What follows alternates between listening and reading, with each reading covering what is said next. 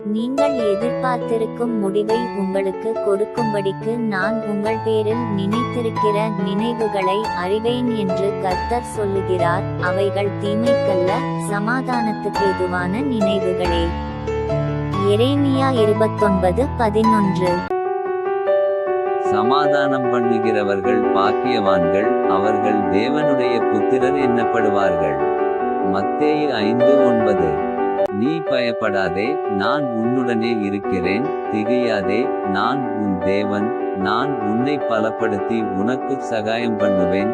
என் நீதியின் வலதுகரத்தினால் உன்னை தாங்குவேன். ஏசாயா 41:10. ஒன்றான மெத்தேவனாகிய உம்மையும் நீர் அனுப்பினவராகிய இயேசு கிறிஸ்துவையும் அறிவதே நித்திய ஜீவன். யோவான் 17:3. கர்த்தர் என் மேய்ப்பராயிருக்கிறார், நான் தாழ்ச்சியடையேன்.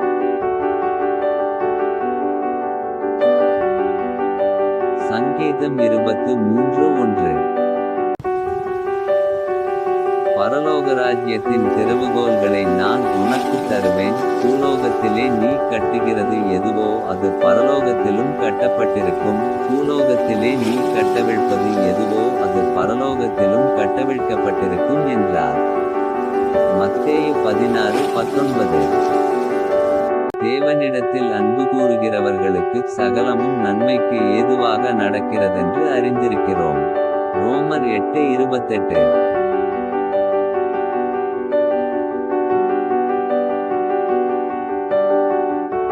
சமாதானம் பண்ணுகிறவர்கள் பாக்கியவான்கள், அவர்கள் தேவனுடைய புத்திரர் என்னப்படுவார்கள்.